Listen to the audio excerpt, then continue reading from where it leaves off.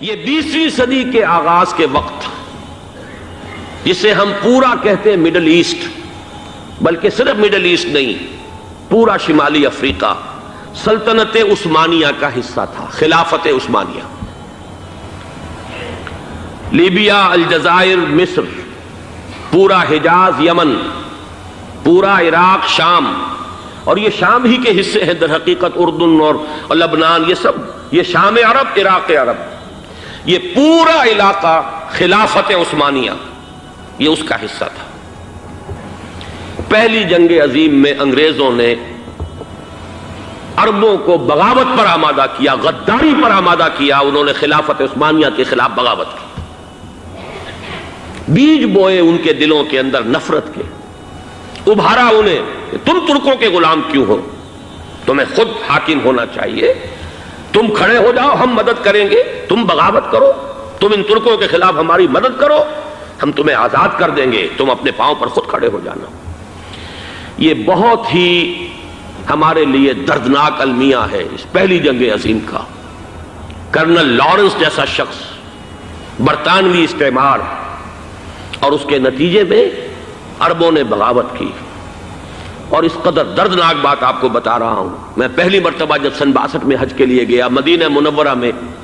ابھی وہ ریل کے انجن کھڑے ہوئے تھے۔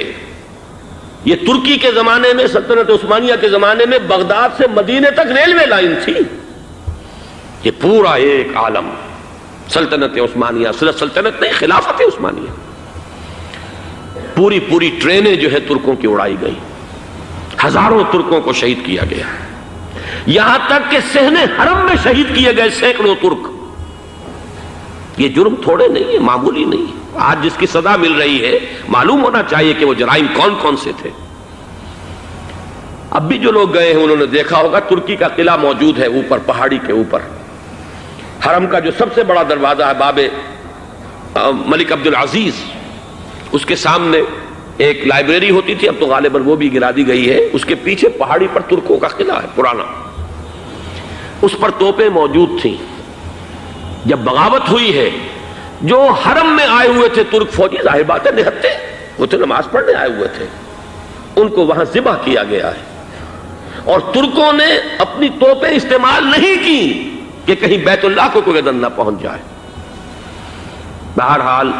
یہ غداری ہوئی ہے پہلی جنگ عظیم کے دوران، اور نہ صرف ترکوں کے، عربوں نے کی ہے۔ جیسا کہ میں نے کہا تھا، دو ہیں سب سے بڑے مجرم روئے ارضی کے اوپر امت مسلمہ کے طبقات۔ ہمارا پنجابی سپاہی بھی جا کر انگریزوں کی مدد کر کے ایلن بی کو قبضہ جو لے کر دیا بغداد کا، اس میں ہمارے مسلمان پنجابی سپاہی بھی شامل تھے۔ یہ خون چکاں باب ہے ہماری تاریخ کا اس صدی کا۔ لیکن اس کے بعد سلطنت عثمانیہ کے ٹکڑے ہو گئے، چیتھڑے ہو گئے۔ ایک انگریز نے لکھا ہے یہ جملہ، زہر میں بجھا ہوا جملہ، کہ تاریخ میں یہ بات ثبت ہو جائے گی کہ ایک انگریز نے اس سلطنت کے ٹکڑے کر دیے کہ جو عمر فاروق نے قائم کی تھی رضی اللہ تعالیٰ عنہ۔ یہ پورا عالم، یہ تمام علاقہ کس نے فتح کیا تھا؟ یہ بات ہاتھ بدل گئے تھے، پھر ترک آ گئے، خلافت عثمانیوں کے پاس چلی گئی، لیکن یہ سلطنت تو حضرت عمر رضی اللہ تعالیٰ عنہ کے زمانے سے چلی آ رہی تھی۔ اس کو ایک انگریز کرنل نے، اور اس نے بغاوت پہ آمادہ کر کے عربوں کو اور ترکوں کے پیٹھ میں چھرا گھپوا کر ان کے ذریعے سے اور ٹکڑے کر دیے۔ لیکن جب جنگ ختم ہوئی، اب انہوں نے کہا کہ اب ہمیں آزادی دیجئے، تو اب انہیں معلوم ہوا کہ غداروں کو دنیا میں کیا ملتا ہے۔ ٹکڑے کر دیے گئے۔ یہ حصہ عراق یہ انگریز کے پاس رہے گا، شام کا یہ علاقہ یہ فرانسیسیوں کے پاس رہے گا، مصر پر انگریزوں کا تسلط رہے گا، لیبیا اطالویوں کے پاس رہے گا۔ لے دے کر یہ جو علاقہ تھا حجاز، چونکہ وہاں کچھ تھا ہی نہیں، بوادٍ غیر ذی زرع، یہ عربوں کے پاس چھوڑ دیا گیا۔ اس وقت جو بادشاہ ہیں شاہ حسین اردن کے، ان کے دادا سب سے بڑے غدار وہی تھے، لہذا ان کو اس علاقے کی بادشاہت دے دی گئی۔ اس کے بعد نجد سے ایک تحریک اٹھی ہے، وہ سعودی جو خاندان ہے وہ نجد سے اٹھا ہے۔ نجد میں اس وقت کچھ بھی نہیں تھا، وہ تو صرف ریت کے تودے تھے اور کچھ بھی نہیں، لہذا ادھر کسی استعماری قوت کو دیکھنے کی ضرورت ہی نہیں تھی۔ وہ تو بعد میں تیل برآمد ہوا اور اس کی حیثیت ہو گئی، اور یہ امارات کا علاقہ جو ہے اس کی دنیا میں اب گویا کہ یوں سمجھیے کہ جو سب سے زیادہ اہم علاقے ہو سکتے ہیں روئے ارضی کے نقشے پر، ان میں سے ایک وہ ہو گیا، لیکن یہ اس وقت کی بات میں کر رہا ہوں، کوئی حیثیت نہیں تھی، لہذا اس کو چھوڑ دیا گیا۔ یہ ہے تاریخی پس منظر، یہ لکیریں جو کھینچی گئی ہیں، یہ ایک ملت اسلامیہ کو جو قومیتوں میں تقسیم کیا گیا، پھر نعرے لگوائے گئے المصر للمصریین الشام للشامیین۔ اب شامی ایک علیحدہ قوم ہو چکے ہیں، مصری ایک علیحدہ قوم ہو چکے ہیں، عراقی ایک علیحدہ قوم ہو چکے ہیں۔ یہ ساری تقسیمیں استعمار کی پیدا کرنا ہے، اس کا کوئی تعلق اسلام کے ساتھ نہیں۔ اب ضرورت تو اس بات کی تھی کہ استعمار کے پنجے جب یہاں سے کچھ ہٹے، دوسری جنگ عظیم کے بعد ایک دور آیا، امریکہ ابھرا ہے دنیا کی عالمی سطح پر سیاست میں، اس کے ہاں کچھ آزادی کے تصورات تھے، اس نے بھی سپورٹ کیا۔ برطانیہ کمزور ہو چکا تھا، وہ اتنے بڑے علاقے کو اب ہولڈ نہیں کر سکتا تھا۔ ہندوستان بھی آزاد ہوا، پھر یہ کہ اور دوسرے علاقوں سے بھی اس کو پسپائی اختیار کرنی پڑی۔ استعمار کے پنجے جس طرح بھی ہوئے، ان کے سینوں سے، عربوں کے سینوں سے جو ہے گویا کہ وہ ہٹے، لیکن امریکہ نے ایک اپنی بہت بڑی حکمت عملی جو اختیار کی، عالم عرب کے سینے میں اسرائیل کا خنجر پیوست کر دیا، تاکہ یہ کبھی آزاد نہ ہو جائیں، ہمارے انگوٹھے تلے رہے، ہماری پالیسی گورن کرے۔ یہ استعمار کا دوسری جنگ عظیم کے بعد، جہاں برطانوی استعمار، فرانسیسی استعمار رفتہ رفتہ یہ ہٹنے شروع ہوئے۔ صدر ناصر نے انگریزوں کو اٹھا کر پھینکا میڈیٹرینین میں اور دوسرے جگہوں سے، الجزائر نے آزادی حاصل کی فرانس سے، اطالویوں سے جو ہے لیبیا والوں نے آزادی حاصل کی، یہ ہو گیا، لیکن ایک خنجر پیوست کر دیا گیا اسرائیل کا سینہ عرب میں۔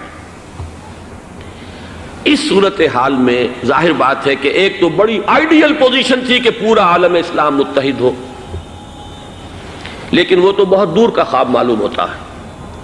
علامہ اقبال سے بڑا کوئی نقیب نہیں ہے ملت اسلامی کی وحدت کا۔ ایک ہو مسلم حرم کی پاسبانی کے لیے، نیل کے ساحل سے لے کر تا بخاک کاشغر، لیکن انہیں بھی اپنے لیکچرز میں کہنا پڑا کہ اس وقت جو صورتحال ہے، پورے عالم اسلام کی ایک وحدت بن جانا تو تقریباً ناممکن نظر آ رہا ہے۔ اگر کسی طرح ایک common wealth of Muslim nations وجود میں آ جائے تو بھی بڑی کامیابی ہوگی،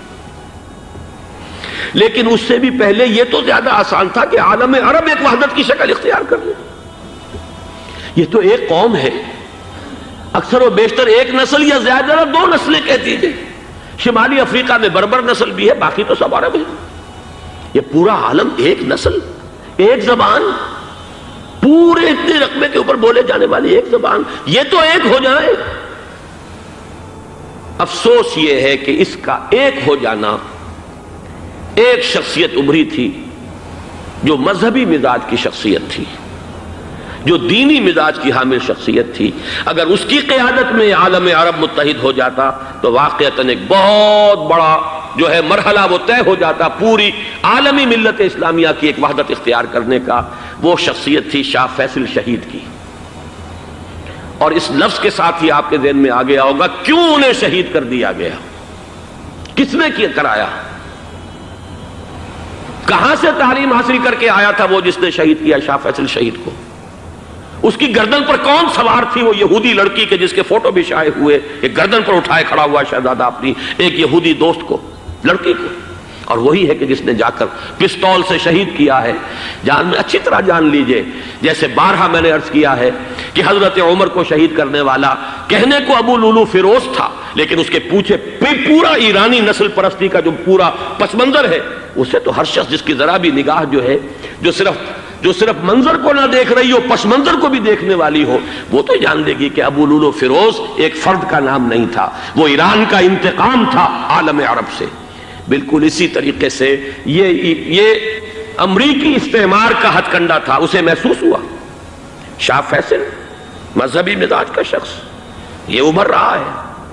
اور یہ شاہ فیصل کی حکمت عملی کا ذرا آپ اندازہ کیجئے۔ لاہور میں سمٹ کانفرنس ہوئی، اس میں وہ آئے، سب سے ٹاورنگ پرسنالٹی پورے اس وقت عالم اسلام کے اندر شاہ فیصل کی تھی، اور وہ گویا کہ ایک بہت ہی جس کو کہا جائے کہ ایک بہت ایلڈرلی، ایک بزرگانہ ایک شخصیت جو ہے، اور انہوں نے اپنی دولت کے دروازے، عرب میں وہ مشہور تھے کہ نہایت خسیس اور بخیل انسان ہے،